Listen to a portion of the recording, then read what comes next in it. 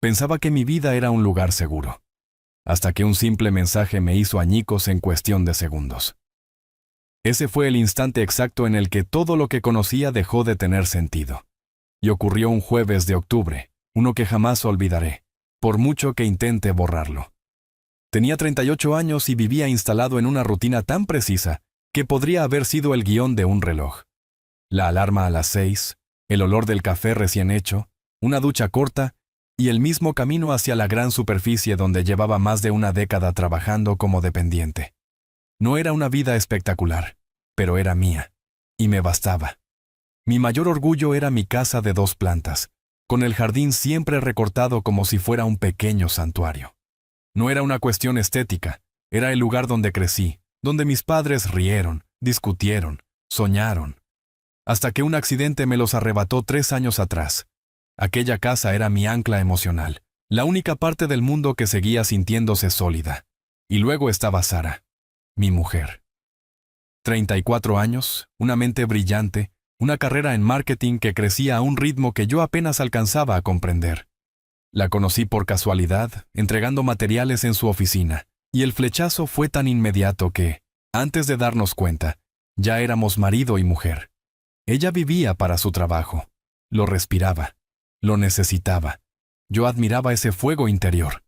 Cuando hablábamos de tener hijos, siempre decía que aún no era el momento, y yo aceptaba sus tiempos porque creía que ambos caminábamos en la misma dirección. Pero aquel jueves, ese maldito jueves cambió todo.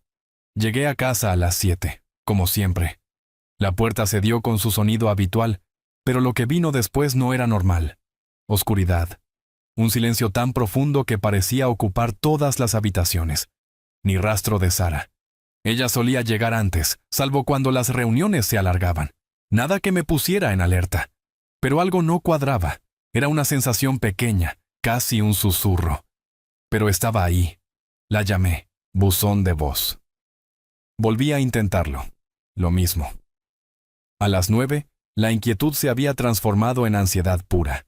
Marqué su número una vez más. Llamé a su empresa. Escribí mensajes en todas las aplicaciones que teníamos. Nada. Silencio total. Como si el mundo entero hubiera decidido ignorarme. Pensé en llamar a la policía, pero ¿qué iba a decir? Mi mujer no responde desde hace unas horas. Sara era madura, autónoma, responsable. La policía me mandaría a casa, así que me quedé en el sofá, con el móvil en la mano, rezando para que vibrara. Cada faro de coche que pasaba frente a la ventana me hacía saltar, convencido de que por fin era ella. Pero no lo era. Nunca lo era. Cuando amaneció el viernes, yo era una sombra. Apenas podía pensar. Tenía miedo, pero no sabía de qué. A las 8:15, el teléfono vibró. Sara. Mis manos temblaban. Por fin iba a saber qué había pasado. Abrí el mensaje, leí, y sentí como algo dentro de mí se desprendía. No voy a regresar. Quiero separarme. Hace mucho que no soy feliz. Las palabras parecían flotarme delante como si pertenecieran a otra vida, a otra persona. Las releí una y otra vez, buscando una grieta, una explicación mínima. Pero no había nada. No tenía sentido. No encajaba con nuestra vida. ¿Infeliz? ¿Cuándo? ¿Por qué? No teníamos peleas, ni distancias, ni silencios raros. Mi vida con ella siempre me había parecido tranquila, estable, suficiente. ¿Cómo podía haber estado tan ciego? Intenté llamarla. Me había bloqueado. Intenté escribirle. Los mensajes no llegaban. En cuestión de minutos, Sara había cortado todos los hilos que nos unían. El fin de semana lo pasé encerrado en la cama, sin comer, sin hablar, sin pensar más allá de sobrevivir. La casa, que siempre había sido mi refugio, se transformó de golpe en un museo de heridas abiertas.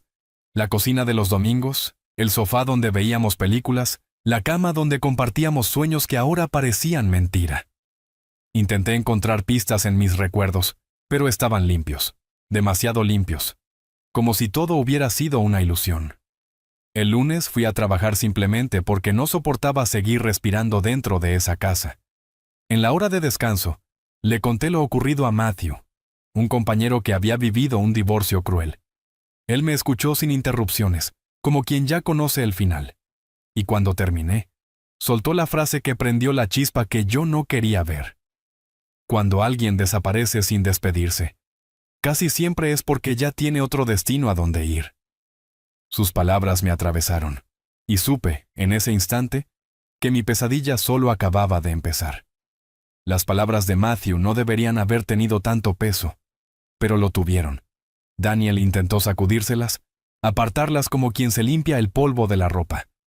Imposible. La frase se le quedó anclada en el pecho como una astilla que cada respiración hacía más profunda. Era incómoda, era injusta, y sin embargo, tenía un sabor a verdad que daba miedo.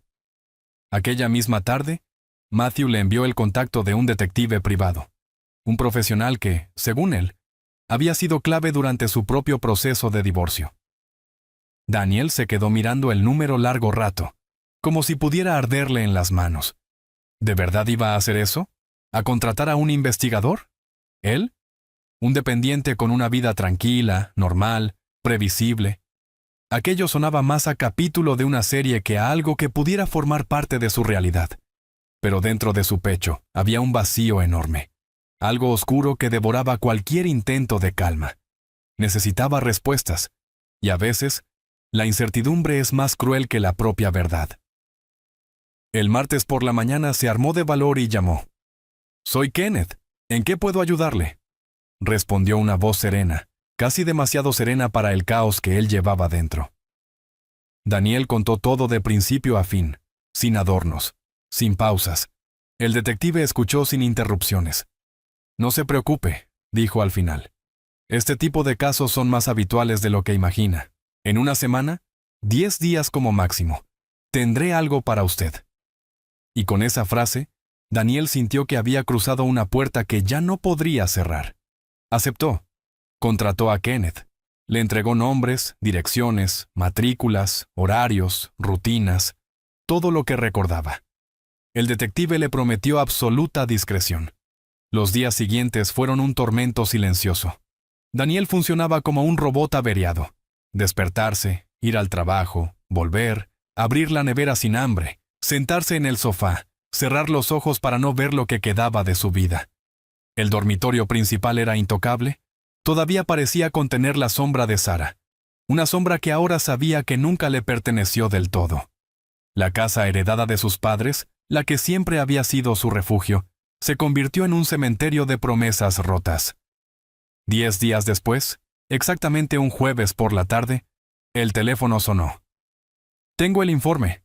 Es mejor que nos reunamos en persona». Quedaron en una cafetería discreta, a 2 calles de la tienda. Daniel llegó con el estómago dando vueltas.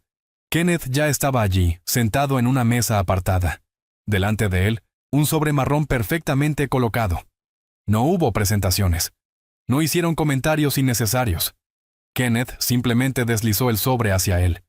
«Siéntese antes de abrirlo», advirtió, con esa calma profesional que solo tienen quienes han visto demasiadas vidas romperse. Daniel obedeció. Sus manos parecían ajenas mientras rompían el cierre. Fotos, fechas, horarios. Un informe tan meticuloso que daba miedo. La primera imagen. Sara entrando en un restaurante elegante del centro. A su lado, un hombre que parecía salido de un anuncio de relojes caros. Unos 40 y tantos, atractivo, impecable, con el cabello canoso perfectamente peinado. Él le tocaba la espalda con una confianza que dolía solo de verla. ¿Y ella? Sonreía. Sonreía de una forma que Daniel no recordaba haber provocado nunca. Siguiente fotografía. Sara y ese mismo hombre saliendo de un hotel. Otra. Ambos dentro de un coche, inclinados el uno hacia el otro, con la distancia exacta que separa lo profesional de lo íntimo. Y ellos claramente estaban en lo segundo. El informe identificaba al hombre. Kevin, 45 años. Supervisor directo de Sara. Casado. Padre de 2 hijos. 8 encuentros registrados en 3 semanas. Comidas largas. Cenas interminables. 3 entradas a hoteles del distrito financiero. El aire de la cafetería se volvió espeso, irrespirable. Era dolor, sí, pero también una humillación tan profunda que parecía quemar desde dentro. Kenneth permaneció en silencio, respetando ese golpe seco de realidad. Luego añadió. «Hay más», dijo, colocando una segunda carpeta sobre la mesa. Mensajes recuperados de los servidores de la empresa. Tengo un contacto allí. Daniel sintió un escalofrío. Abrió el dossier. Mensajes. Largos. Íntimos. Con la clase de ternura que él creía reservada para él. Planes de mudanza. Promesas de un futuro juntos. Conversaciones sobre cómo y cuándo dejarían a sus respectivas parejas. Y entonces, un texto escrito por la mujer que había jurado amarlo, le arrancó el alma. No puedo seguir fingiendo. Fecha. 2 semanas antes de desaparecer. Pero aún había más. Necesito estar contigo. Voy a pedir el divorcio la semana que viene. Sara. La respuesta de Kevin llegaba como la estocada final. Yo también, mi amor. Construyamos la vida que nos merecemos. Esa frase no solo cerró el informe. Cerró su vida tal y como la conocía. Eso fue lo último que sus ojos alcanzaron a leer antes de cerrar el sobre. Pero esta vez, su cuerpo no reaccionó como antes. No hubo manos temblorosas. No hubo lágrimas que nublaran la vista. No hubo confusión. Solo una calma extraña. Helada. La clase de serenidad que aparece cuando algo dentro de ti se quiebra de forma definitiva. Y deja al descubierto quién eres ahora. Alzó la mirada hacia Kenneth.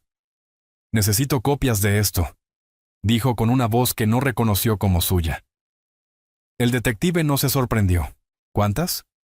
Daniel tardó apenas un par de segundos en responder. 3. Kenneth inclinó la cabeza, entendiendo más de lo que decía en palabras. Las tendrá mañana por la mañana. Un apretón de manos, un pago rápido, y Daniel salió de la cafetería. Por primera vez en casi 2 semanas, no caminaba como un hombre derrotado. Había algo nuevo en su pecho. No rencor, no aún. Era dirección, propósito. No quería destruir a nadie por impulso. Quería que se supiera la verdad. Quería poner cada pieza en su sitio, por doloroso que fuera. Si Sara y Kevin creían que podían desvanecerse entre mentiras, dejando 2 hogares destrozados a su paso, estaban profundamente equivocados. El viernes por la mañana, Kenneth cumplió su palabra. 3 sobres sellados, idénticos, impecables. Daniel dedicó todo el día a preparar cada movimiento. Primero, recursos humanos. Localizó el correo oficial del departamento. Redactó un mensaje sobrio, cortante, profesional. Adjuntó las imágenes, los registros horarios, las transcripciones de los mensajes. Asunto: denuncia formal. Infracción del código ético y relación jerárquica inapropiada. A las 15:00, pulsó enviar, sin ruido, sin dramatismo. Pero esa acción silenciosa fue el inicio del derrumbe. El segundo sobre requería más delicadeza, más humanidad, más crueldad involuntaria. Buscó a Donna, la esposa de Kevin, en redes sociales. Apareció enseguida. Fotos en cumpleaños, niños sonrientes con camisetas de equipos infantiles, celebraciones familiares. La vida que Kevin estaba quemando a espaldas de todos, disfrazado de amor verdadero. Daniel sintió una punzada de culpa. Duró un segundo. Luego desapareció. Donna tenía derecho a saber, tanto como él. Preparó un envío urgente para que llegara el sábado, a primera hora, cuando Kevin probablemente estaría desayunando con sus hijos. El tipo de mañana que uno recuerda siempre, pero no por motivos buenos. El tercer sobre fue para el abogado recomendado por Matthew, especialista en divorcios complicados. Cita: lunes a primera hora. Y en la llamada inicial, el profesional fue directo. La casa heredada no entraba en el reparto. Sara no podía reclamarla, ni un metro, ni una baldosa. El domingo, Daniel hizo algo que llevaba días queriendo hacer. Una limpieza profunda, no solo de polvo, de memoria. Retiró todas las fotos de Sara. Guardó su ropa, sus perfumes, sus objetos. Todo en cajas que dejó ordenadas en el garaje, como si fueran restos arqueológicos de una vida que ya no existía. No era rabia, era un ritual, un renacimiento. Cada vez que cerraba una caja, el mundo pesaba un poco menos. Esa noche, volvió por primera vez al dormitorio principal. La cama le pareció enorme, pero no vacía, libre, respirable. El lunes por la mañana empezó el verdadero terremoto. A las 9:00, Sara recibió una citación urgente de recursos humanos. A las 10:00, Kevin recibió la misma. Ambos quedaron suspendidos de sus funciones mientras comenzaba una investigación interna. Una relación entre un supervisor y su subordinada era dinamita pura, acusaciones de favoritismo, abuso de poder, violación de políticas internas, riesgos legales. La empresa no iba a hundirse por defender a nadie. Mientras tanto, el sábado había sido un infierno en casa de los Mitchell. Donna abrió el sobre. Y según llegó la noticia a oídos de Daniel días después, la reacción fue inmediata. Gritos, portazos, discusiones tan crudas que los hijos se echaron a llorar en la planta de arriba. Kevin tartamudeando excusas. Donna recordándole cada sacrificio que había hecho durante 15 años. Cada renuncia. Cada noche criando sola para que él creciera profesionalmente. Lo expulsó de casa ese mismo día. Y el lunes ya tenía representación legal. La auditoría interna duró 4 días. Y el viernes por la tarde, la empresa notificó la resolución oficial. Sarah, despedida. Kevin, despedido. Motivo: conducta inapropiada, conflicto de intereses y violación grave del código ético. 2 carreras pulverizadas, 2 vidas cuidadosamente maquilladas, arrancadas de raíz.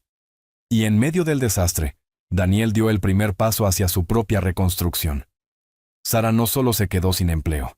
Lo último que quedaba por perder, Sarah lo perdió ese mismo viernes. Su teléfono empezó a vibrar a última hora de la noche. Primero una llamada, luego otra. Después mensajes interminables, escritos con torpeza, llenos de súplicas y disculpas que se atropellaban unas a otras. Daniel no dudó. Ni un segundo. Bloqueó su número como quien cierra una puerta para siempre. A partir de ese instante, decidió, cualquier comunicación se haría únicamente a través de abogados. Nada de escenas, nada de conversaciones vacías, solo legalidad. El sábado, sin previo aviso, Sarah apareció en la puerta de la casa. Golpeó, insistió. Pronunció su nombre con la voz rota. Daniel no abrió. Solo caminó hasta la ventana del garaje, señaló las cajas donde había guardado todas sus cosas. Y volvió al interior sin dedicarle una sola palabra. Ese gesto, silencioso y cortante, fue la primera vez que Sarah entendió que no solo estaba perdiendo su matrimonio. Su vida entera se había derrumbado sin remedio. Pero aún faltaba el golpe más cruel. El lunes por la mañana, fue a ver a Kevin. Habían quedado en un café discreto, lejos de miradas incómodas. Ella llegó hecha un desastre. Ojos hinchados, cabello desordenado, la ropa arrugada como si hubiera dormido con ella puesta. Entró buscando consuelo, buscando ese futuro que él le había prometido entre mensajes secretos, buscando al hombre por el que lo había arriesgado absolutamente todo. Kevin la miró con un gesto que la descolocó. No era tristeza, no era miedo, era rabia pura. Había perdido su puesto de trabajo, un sueldo enorme, el respeto de sus hijos, y su matrimonio estaba a punto de reventar. Donna exigía la casa familiar, una pensión elevada y la custodia completa. Sus abogados le habían avisado. Saldría arruinado, y para él, la culpable tenía nombre, y estaba sentada frente a él. «Has destrozado mi vida», soltó sin suavizar ni una sílaba. «¿Eres consciente? Tenía estabilidad, una familia, y ahora no tengo nada por tu culpa». Sarah intentó hablar de lo que habían planeado juntos, de las promesas, del amor verdadero. Pero Kevin levantó la mano y la interrumpió con frialdad quirúrgica. ¿Promesas? Rió sin humor. Eso era fantasía. Nunca iba a dejar a mi familia. ¿No lo entiendes? Esto fue un juego, un respiro, una distracción. Eres tú quien convirtió una aventura en una tragedia. Cada palabra era un golpe seco, uno tras otro. Sarah sintió como todo su mundo se desplomaba frente a ella. Había sacrificado su carrera, su reputación, su matrimonio, por un hombre que ahora le decía que solo había sido diversión.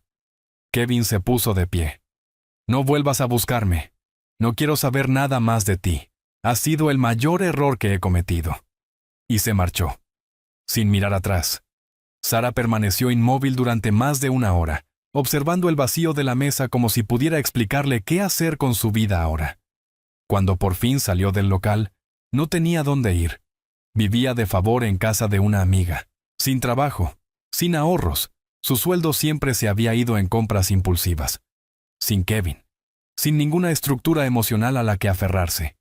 La realidad la golpeó con una fuerza brutal. En un ataque final de desesperación, volvió a la casa de Daniel. Gritó su nombre.